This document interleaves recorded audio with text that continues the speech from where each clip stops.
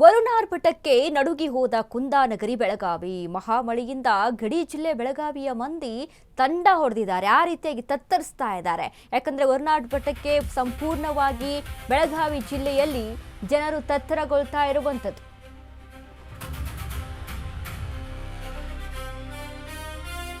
ಮಹಾಮಳೆ ಮಹಾರಾಷ್ಟ್ರದಲ್ಲೂ ಕೂಡ ಮಳೆ ಸುರಿತಾ ಇದೆ. ಸಂಪೂರ್ಣ ಜಲಾವೃತವಾದ ಬೆಳಗಾವಿಯ ಹಲವು ಗ್ರಾಮಗಳು. ಜಮಖಂಡಿ ಮೀರಜ್ ರಾಜ್ಯ ಹೆದ್ದಾರಿ ಸಂಪೂರ್ಣವಾಗಿ ಬಂದ್ ಆಗಿಬಿಟ್ಟಿದೆ. ಕುಡಚಿ ಉಗಾರ ಕೂರ್ತ್ ಸಂಪರ್ಕ ಸೇತುವೆ ಮುಳುಗಡೆ ಆಗಿದೆ. ಬೆಳಗಾವಿ ಜಿಲ್ಲೆ ರಾಯಭಾಗ ತಾಲೂಕಿನ ಕುಡಚಿ ಸೇತುವೆ ಕರ್ನಾಟಕ ಮಹಾರಾಷ್ಟ್ರ ಸಂಪರ್ಕ ಕೊಂಡಿಯಾಗಿರುವಂತಹ ಸೇತುವೆ ಅದು. ಸಂಚಾರ ಬಂದ್ ಆದ ಕಾರಣ ವಾಹನ ಸವಾರರು ಪರದಾಟವನ್ನ ನಡೆಸಿದ್ದಾರೆ. ನೂರಾರು ಬಸ್ಗಳು ಓಡಾಡುವ ಪ್ರಮುಖ ರಾಜ್ಯ ಹೆದ್ದಾರಿ. ಹೀಗಾಗಿ 50 ಕಿಲೋಮೀಟರ್ ಸುತ್ತುವರೆದು ಸಂಚಾರ ಮಾಡುವ ಸ್ಥಿತಿ ಎದುರಾಗಿದೆ. ಕುಡಚಿ ಪೊಲೀಸರಿಂದ ಸೇತುವೆಗೆ ಬ್ಯಾರಿಕೇಡ್ ಅಳವಡಿಕೆಯನ್ನ ಮಾಡಲಾಗಿದೆ. ಯಾರೂ ಕೂಡ ಸೇತುವೆ ಹತ್ತಿರ ತೆರಳದಂತೆ ನಿರ್ಬಂಧವನ್ನ ಹೇರಲಾಗಿದೆ. ವರುಣಾರ್ಭಟಕ್ಕೆ ನಡುಗಿ ಹೋದ ಕುಂದಾನಗರಿ ಬೆಳಗಾವಿ. ಮಹಾರಾಷ್ಟ್ರದಲ್ಲೂ ಕೂಡ ಮಳೆ ಸತತವಾಗಿ ಸುರಿತಾ ಇದೆ. ಇನ್ನು ಬೆಳಗಾವಿಯ ಸುತ್ತಮುತ್ತ ಗ್ರಾಮಗಳಲ್ಲೂ ಕೂಡ ಪ್ರವಾಹದ ಭೀತಿ ಎದುರಾಗಿರುವಂಥದ್ದು. ಇನ್ನು ಕುಡ್ಚಿ ಉಗಾರ ಕೂರ್ದ ಅಂತ ನೋಡಿದಾಗ ಈ ಕುಡ್ಚಿ ಉಗಾರಕ್ಕೆ ಸಂಪರ್ಕ ಕಲ್ಪಿಸುವಂಥ ಸೇತುವೆ, ಅಲ್ಲಿ ಕೃಷ್ಣಾ ನದಿ ಇರುವಂಥದ್ದು. ಕೃಷ್ಣಾ ನದಿ ಅಡ್ಡಲಾಗಿದೆ.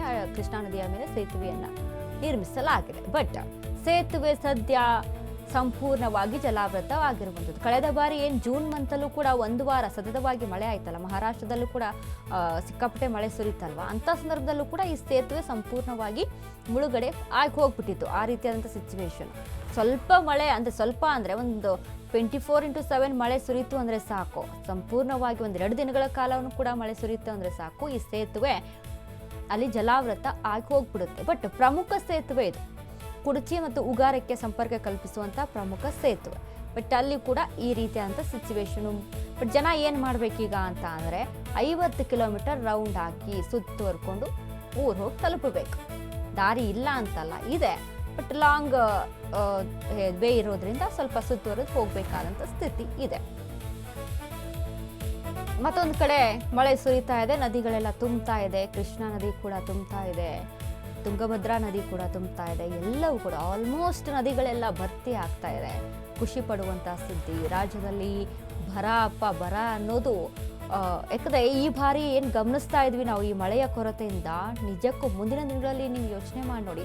ಬೇಸಿಗೆ ಕಾಲ ಬಂತು ಅಂದಾಗ 40 ಡಿಗ್ರಿವರೆಗೂ ಕೂಡ ಈ ಬಿಸಿಲಿನ ತಾಪ ಇರುತ್ತೆ. ಅಂಥ ಸಂದರ್ಭದಲ್ಲಿ ಕುಡಿಯೋ ನೀರಿಗೂ ಕೂಡ ಈ ರೀತಿಯಾಗಿ ವ್ಯವಸ್ಥೆ ಆಯಿತು ಅಂತ ಅಂದರೆ ಒಂದು ಮನುಷ್ಯ ಮಾತ್ರ ಅಲ್ಲ, ಪ್ರಾಣಿ ಆಗಿರ್ಬೋದು, ಪಕ್ಷಿ ಆಗಿರ್ಬೋದು, ಎಲ್ಲದಕ್ಕೂ ಕೂಡ ನೀರು ಇರುವುದಿಲ್ಲ. ನಾವು ಎಲ್ಲೋ ಒಂದು ಕಡೆ ಕುಡಿಬೋದು ನೀರು ಹೋಗಿ, ಏನೋ ಮನೆಯಲ್ಲಿ ಏನೋ ಒಂದು ಮಾಡಿ ದುಡ್ಡು ಕೊಟ್ಟು ತಗೊಂಡು ಕುಡಿಬೋದು. ಬಟ್ ಪ್ರಾಣಿಗಳು ಪಕ್ಷಿಗಳು ಏನು ಮಾಡ್ತವೆ, ಅವಕ್ಕೂ ಕೂಡ ನೀರಿಲ್ಲದೆ ಸಾಯುವಂಥ ಸ್ಥಿತಿ ನಿರ್ಮಾಣ ಆಗುತ್ತೆ. ಸೊ ಹಾಗಾಗಿ ಮಳೆಯಿಂದ ಖುಷಿ ಪಡುವಂಥ ಸುದ್ದಿ.